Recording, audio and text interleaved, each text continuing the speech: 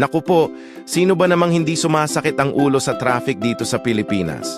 Minsan, feeling mo, mas mabilis pa maglakad kaysa maghintay sa jeep o bus na parang laging puno.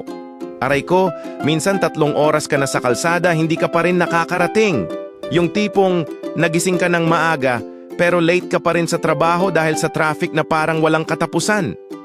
Minsan, napapaisip ka na lang, bakit ba hindi na lang ako naging astronaut?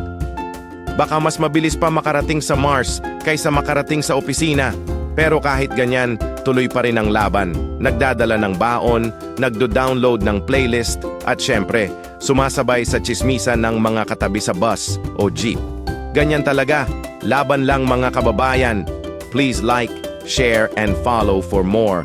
Pero teka, wait. Hanap nyo ba ay portable mini fan na swak sa matinding init habang stuck ka sa traffic?